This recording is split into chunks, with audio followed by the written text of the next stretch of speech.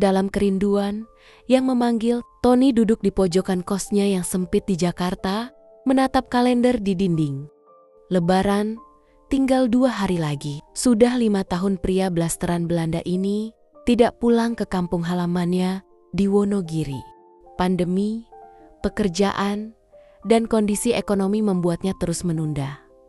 Namun kali ini berbeda. Ia sudah berjanji kepada ibunya dan adiknya Sari bahwa ia akan pulang.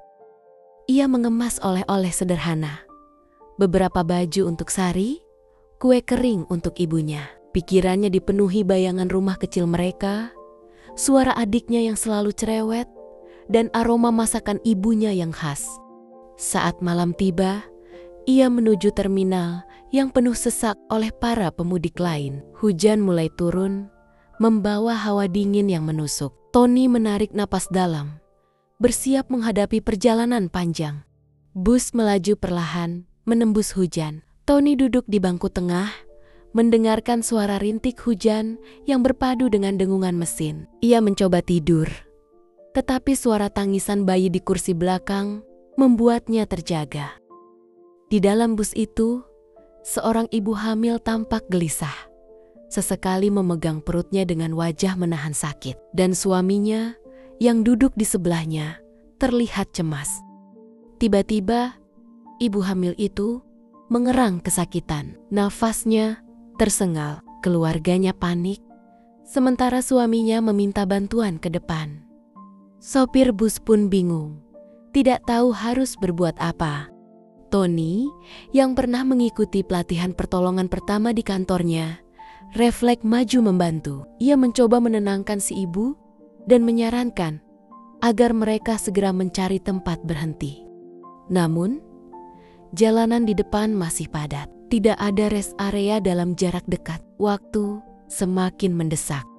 Di tengah perjalanan, ketegangan semakin memuncak ketika si ibu berteriak kesakitan. Di saat yang sama pula balita di kursi sebelah pun menangis. Situasi semakin tegang. Seorang penumpang lain, yang ternyata seorang bidan, segera mengambil alih. Penumpang lain mulai membantu sebisanya.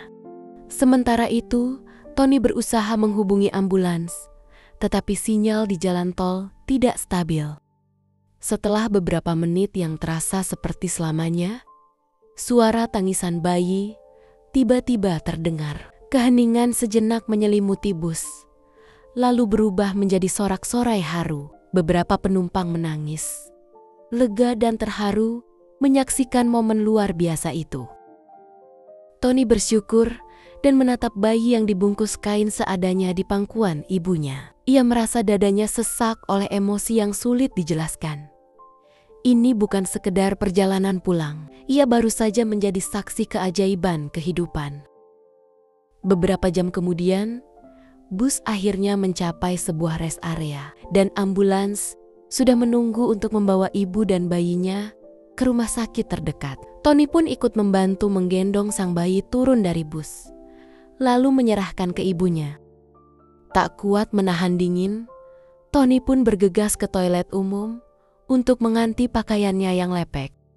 Dilanjutkan dengan ibu si bayi mengucapkan terima kasih, dan salam perpisahan kepada Tony disaksikan oleh kepolisian dan suster yang akan membawa mereka. Terima kasih, Mas dan Ibu bidan tadi. Kalau bukan karena kalian, saya nggak tahu bagaimana jadinya, ucap si ibu dengan suara bergetar. Tony hanya tersenyum. Dalam hatinya, ia bersyukur bisa membantu meskipun hanya sedikit. Bus kembali melanjutkan perjalanan. Matahari mulai muncul di ufuk timur ketika akhirnya Tony tiba di terminal kampung halamannya. Saat turun dari bus, ia melihat sosok ibunya dan Sari menghampirinya.